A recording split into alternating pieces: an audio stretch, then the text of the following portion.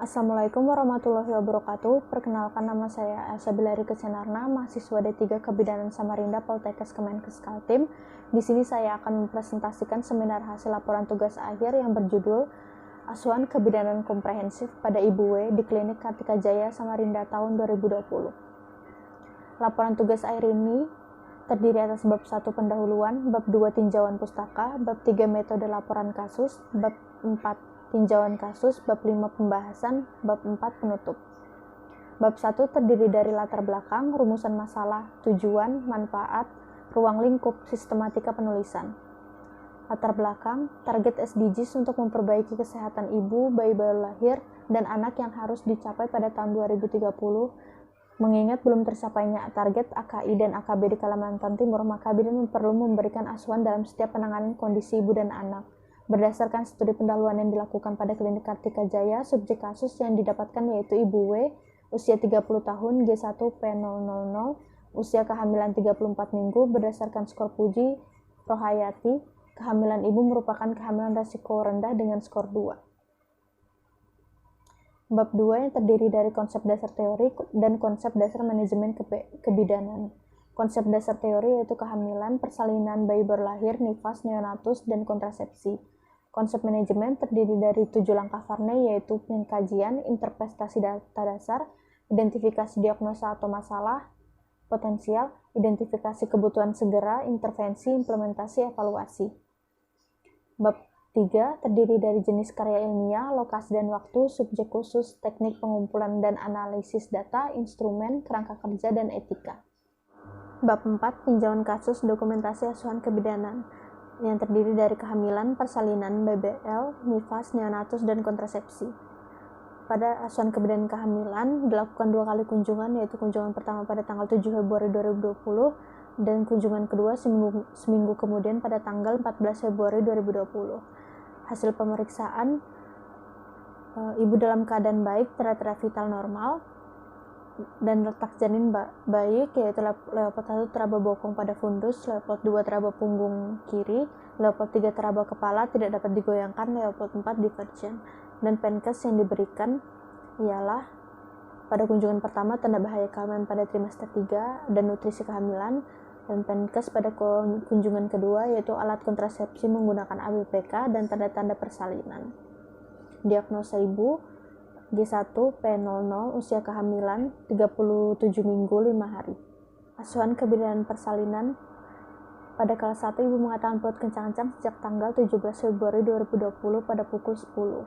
Lama kelas 1 ibu kurang lebih berlangsung selama 10 jam dan pada pembukaan 8 pukul 21.50 bidan melakukan kolaborasi dengan dokter SPOG untuk pemberian infus dengan cairan dextrose 5% dengan tetesan 12 tetes per menit dan pemberian oksigen 5 liter melalui nasal kanul dikarenakan ibu semakin lemas. Pada pukul 22.40 pembukaan 10 cm penurunan kepala di HOT 2. Pada kala 2 pada pukul 23.15 setelah dipimpin persalinan selama 30 menit, bidan melapor kepada dokter SPOG bahwa tidak ada kemajuan persalinan atau penurunan kepala karena his yang tidak adekuat dan dianjurkan oleh dokter SPOG pemberian drip oksitosin 5 unit dalam campuran infus dextrose 5% dengan 20 tetes per menit dan melanjutkan memimpin persalinan kembali. His ibu 4 kali dalam 10 menit dengan durasi 30-35 detik. Setelah 1 jam memimpin persalinan, bidan kembali melapor kepada dokter SPOG bahwa tidak ada kemajuan persalinan dan ibu sudah tidak kuat mengaran lagi. Dokter menganjurkan untuk merujuk ibu ke rumah sakit.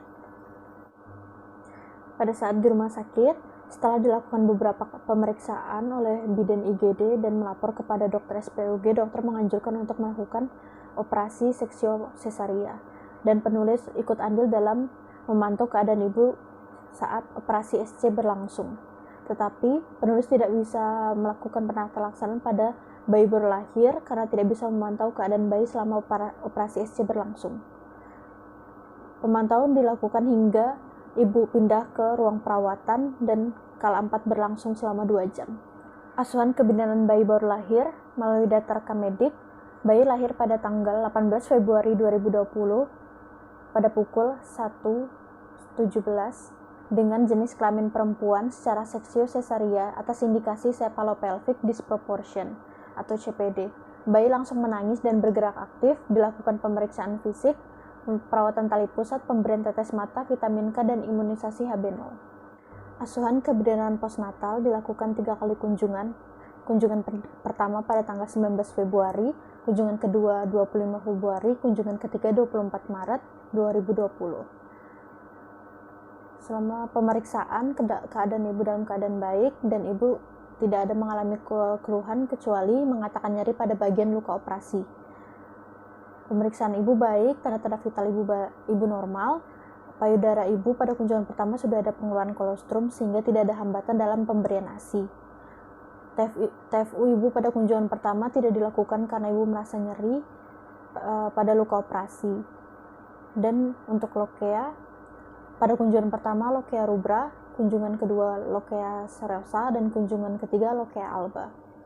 Penkes yang diberikan pada kunjungan pertama yaitu pemberian nutrisi ibu nifas dan ASI eksklusif, pada kunjungan kedua tanda bahaya masa nifas, dan kunjungan ketiga mengenai ASI eksklusif pada ibu bekerja.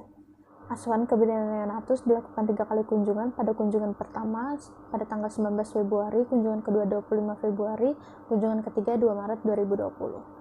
Pada seluruh kunjungan atau pemeriksaan ini tidak ditemukan masalah pada bayi, keadaan umum bayi baik, bayi menyusui ASI eksklusif setiap 2-3 jam sekali.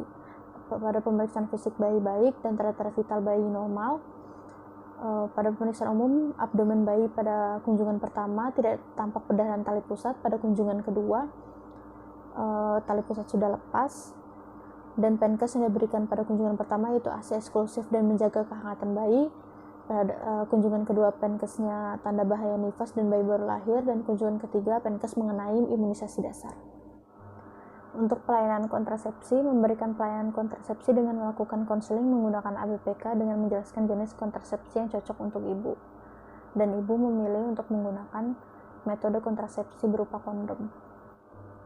Bab 5 pembahasan yang terdiri dari kehamilan, persalinan, bayi baru lahir, nifas, neonatus, dan kontrasepsi. Untuk asuhan kebidanan antenatal, kategori usia sudah sesuai, umur ibu 30 tahun, kunjungan ANC sesuai 7 kali, penambahan berat badan sesuai, kenaikan berat badan 8 kg, pemeriksaan fisik sesuai, letak janin normal, pemeriksaan penunjang sesuai, HB 11,9 gram per dl. Untuk keluhan, ibu selama pemeriksaan kehamilan mengeluh sakit pinggang dan nyeri perut bagian bawah. Menurut Irianti Bayu dan kawan-kawan, pada tahun 2013 nyeri perut bagian bawah merupakan salah satu ketidaknyamanan yang normal terjadi pada kehamilan. Ibu juga memiliki birth ball di rumah sehingga sering dianjurkan untuk mengurangi nyeri pada perutnya. Salah satu penelitian tentang birth ball yang dilakukan oleh Kwan et al. Pada tahun 2011, birth ball bermanfaat secara fisik sehingga dapat digunakan selama kehamilan. Salah satu gerakannya yaitu dengan duduk di bola dan bergoyang-goyang, membuat rasa nyaman karena elastisitas dan lengkungan bola merangsang reseptor di panggul yang bertanggung jawab untuk mensekresi endorfin. Hasil dari pemeriksa data fokus tidak ditemukan hal abnormal. Penulis melakukan pengawasan selama kehamilan sehingga proses kehamilan dapat berjalan dengan baik walaupun klien mengalami beberapa keluhan, namun hal itu dapat diatasi sedini mungkin.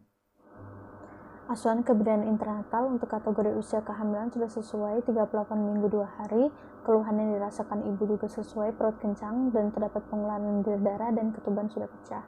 Waktunya yang tidak sesuai yaitu kala 1 kurang lebih 10 jam dan kala 2 kurang lebih 2 jam, kala 3 kurang lebih 10 menit, kala 4 2 jam.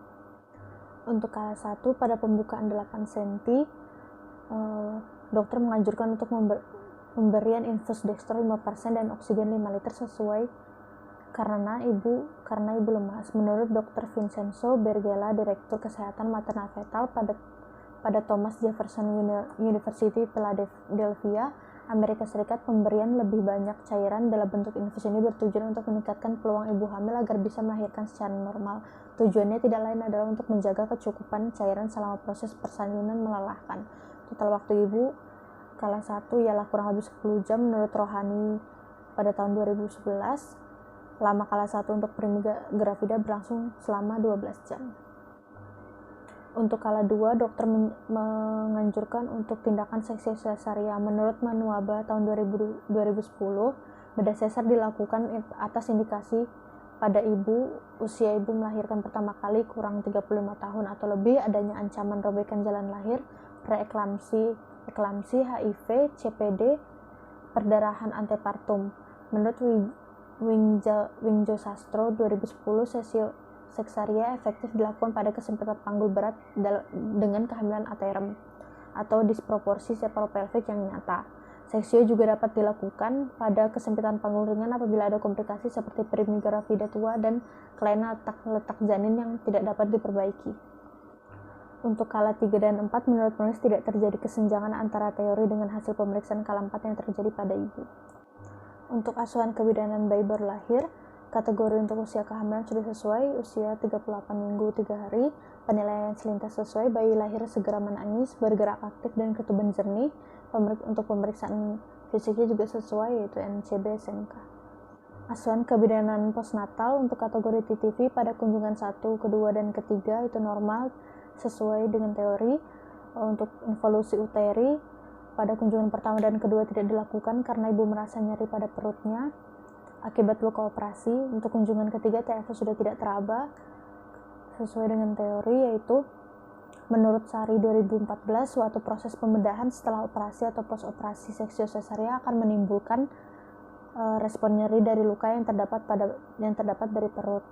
Post-seksio sesaria akan menimbulkan nyeri hebat dan proses pemulihannya berlangsung lebih lama dibandingkan dengan persalinan normal.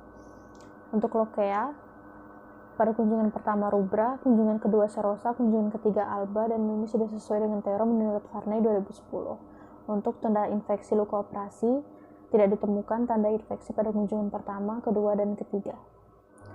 Pada pemeriksaan fisik pada ibu W, ditemukan hasil air susu ibu sudah keluar. Menurut Prawiharjo 2010, setelah lepasnya plasenta dan kurang berfungsinya corpus luteum, maka sekresi hormon estrogen dan progesteron berkurang sehingga kerja prolaktin dalam proses pengeluaran kolostrum dan air susu. Menurut penulis tidak terjadi kesenjangan antara teori dan kenyataan pada ibu W. Asuhan kebidanan neonatus untuk kategori TTV pada kunjungan pertama, kedua, dan ketiga itu normal sesuai dengan teori. Untuk kategori antropometri, untuk kunjungan pertama 2.900 gram, kunjungan kedua 3.000 gram, kunjungan ketiga 3.100 gram, yaitu sesuai dengan teori menurut Kemenkes RI 2017. Kenaikan berat badan bayi saat lahir hingga saat ini yang belum mencapai 1 bulan ialah 300 gram. Untuk pola fungsional, kunjungan pertama, kedua, dan ketiga itu normal. Untuk pemeriksaan fisik, kunjungan pertama, kedua, dan ketiga tidak ada masalah. Untuk menurut Muslihatun 2010, pada kunjungan kedua tali pusat bayi sudah terlepas dan tali pusat normal berwarna putih kebiruan pada hari pertama, mulai kering dan mengkerut atau mengecil dan akhirnya lepas setelah 7-10 hari. Menurut penulis tidak terjadi kesenjangan antara teori dengan hasil pemeriksaan serta asuhan yang diberikan pada bayi Nyonya W.